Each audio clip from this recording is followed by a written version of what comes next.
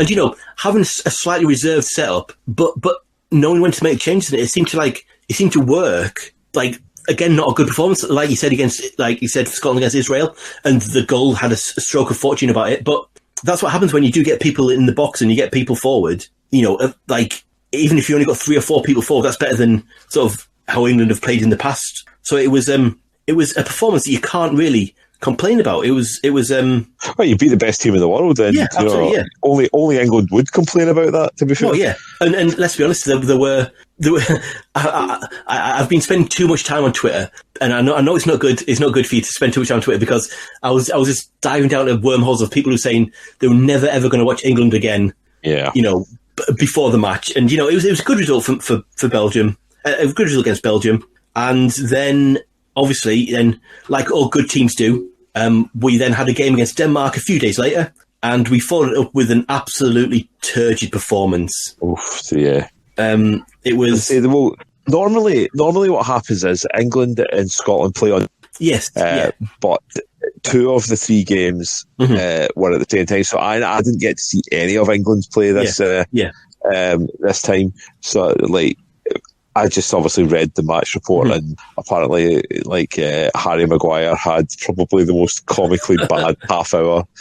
Akin to when Jonathan Woodgate played for Real Madrid, that kind of got sent off and scored an own goal. It was. Kind of feel for him a little bit, don't you? Yeah. But, So I think part of the issue is, and so basically England, didn't play too badly, and especially when they're going out to 10 men, it's very easy to say they should have played Jack Grealish. Very easy to say that. However, and I think that Jack Grealish, like when John McGinn came back in for Aston Villa last season, Jack Grealish often starts playing 40, 50 yards further up the pitch. He doesn't keep dropping very deep to get the ball.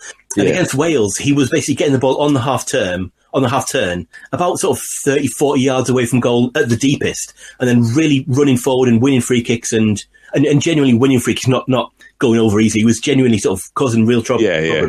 And I think he's paying the price for those early season Aston Villa performances from last season, where he was dropping very, very deep and sort of getting the ball off the left back and right back and trying to run the game from 80 yards away from the goal and stuff. And so I think he was missed because it felt like there should have been it was a type of game where England need to get the ball further up the park, and he could have done that. But I also think that there was like you said about sort of having that, and like we've spoken in the past about sort of Scotland and their formation, this kind of idea of playing sort of 3 at the back, 3 central defenders.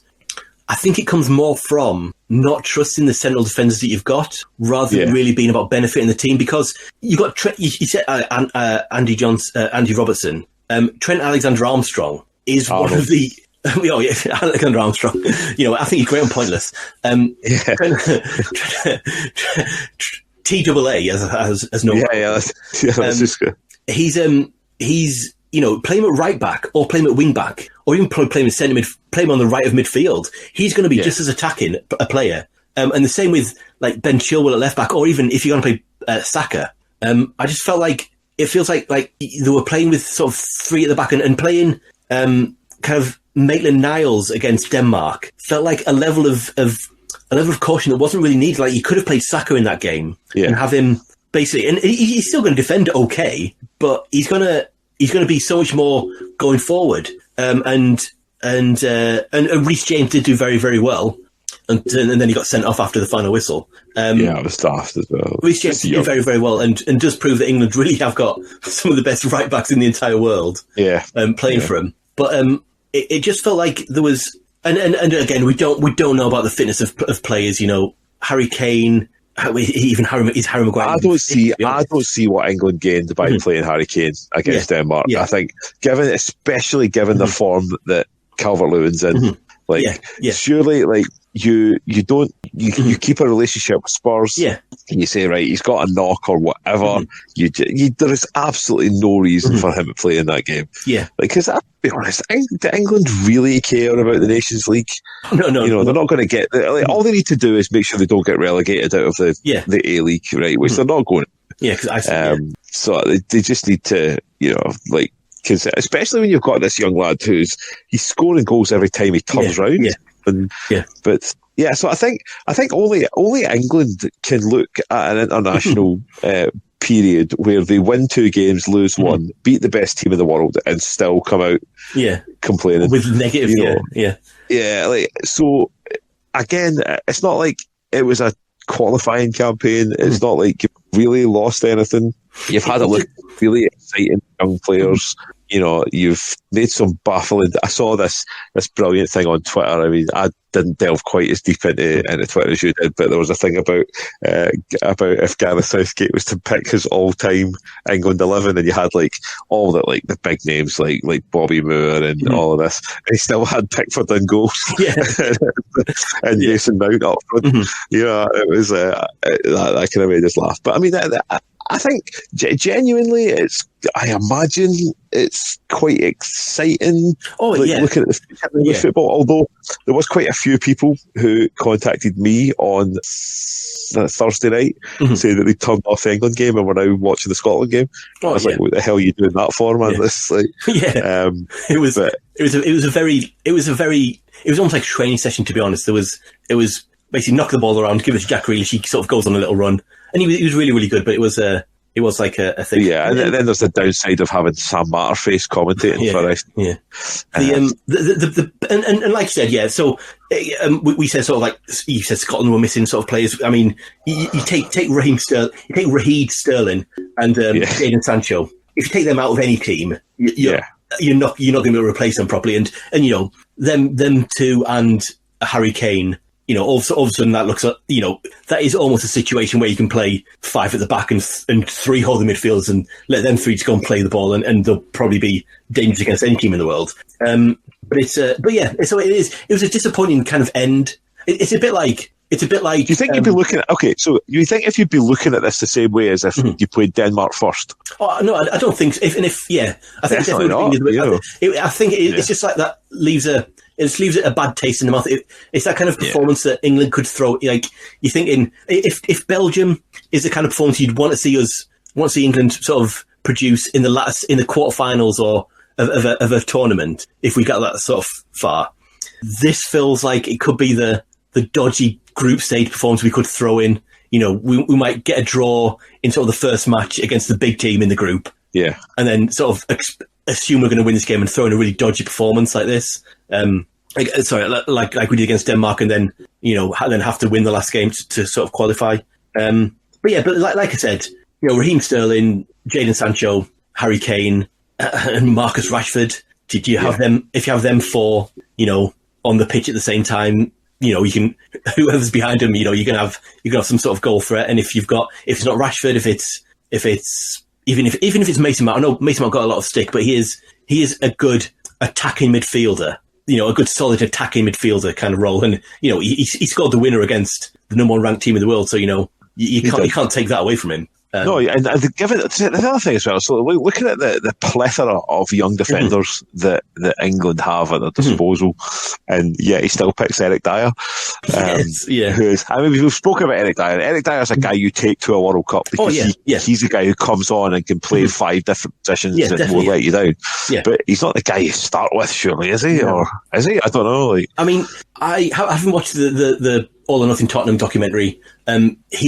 You understand that his kind of seemingly his tactical knowledge on the pitch is needed. It does provide more to the team than kind of like you sort of think as a layman from the outside. He does, and there's a similar sort of thing with. I mean, you'd say that. I would say that about Kyle Walker. His sort of technical knowledge. If it wasn't 3 matches ago that he got sent off for almost having a brain dead kind of like performance. So I do think there is. Like I said, there is plenty of good things to look forward to, and I do hope that this is kind of an experiment that, hopefully the Belgian rather than the Denmark performance is the one that we replicate, and hopefully they learn the lessons from going down to 10 men, and hopefully it can be improved in the future. Yeah, absolutely. That's as positive as I'm willing to be after getting beat off Denmark. Fair enough. Quick overview of the other home nations. So Northern Ireland, they also went to a penalty shootout after coming from 1-0 down in Bosnia. Yeah. They won that penalty shootout and will play Slovakia in the final after Slovakia beat the Republic of Ireland in a penalty shootout after a 0-0 draw. So I didn't see anything. It was to be honest, it wasn't a full strength we played, but I think Northern Ireland are a better team than us. They shouldn't be, but I think they're a more organised team than we are. They play for each other more than we do. I mean, I reckon in about 6 months we will probably be where Northern Ireland are now if we keep on going the way we're going. But I fancy Northern Ireland to make Euro 2021. I think they'll do Slovakia. I think because it's in Belfast as well. Which will be good for them. They're going to get some fans into Winter Park for that as well, which will be amazing. So then they went on. They lost to Austria and Norway by the odd goal, which, to be honest, I can't see Northern Ireland being too bothered by that. I think it's definitely... I think the difference for someone like Scotland or Northern Ireland or the Republic or Wales going out of Group Tier B into Tier C, it is an easy route to the finals. Do you know? So, like, we came through a group to get where we are now by beating Israel and Albania, which got us to the verge of going to the Euros, whereas, it's a lot harder. Even if we win this, right, now this is a scary thing, right? If we win this group, then we're in Tier A in the Nations League next season, so we'll be playing like Germany and England and all these people, so... So I don't think Northern Ireland will be too bothered, particularly if they make it to the Euros. I don't think they'll be too bothered about... I definitely think they're... I think the manager, like Ian Barraclough, I think you were probably slightly distracted with Scotland's own playoff penalty kick, but he brought on 2 players in the 121st minute to take penalties, and I think and he said that it was planned, and that's exactly what we were going to do. I think that level of detail. It's that marginal gain sort of thing, isn't it? Where you try and get the best out of every plan as much as you can. And I think I wouldn't be surprised if they aren't basically, if every Northern Ireland player isn't basically just focused on that 90 minutes or, like you said, 120 minutes in November as basically their whole career, basically. well, not the whole career, because they have had sort of very sort of results recently or in the recent past, but so this will be, if they make it, it'll be their second. Second tournament in a row. But then, so they're sitting at the Group B1. They sit bottom after 4 games. There's Austria on 9 points, Norway on 9 points, Romania on 4, and Northern Ireland on 1. So they should be looking in the last 2 games to try and overhaul Romania and stay in the B level. But I think if they make it to the Euros, I don't know if they'll be too bothered about dropping down there.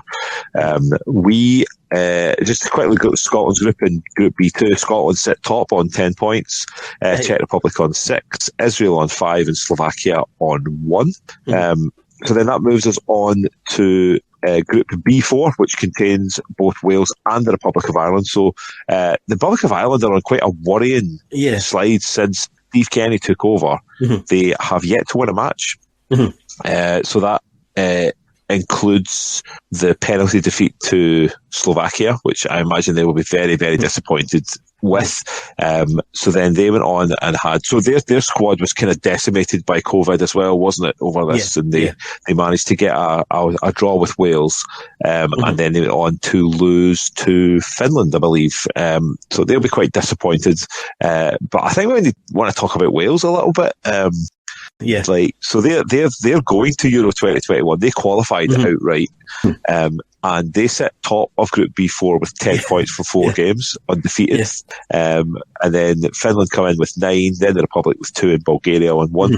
So I think I want to talk a little bit about Wales against Bulgaria on Tuesday night.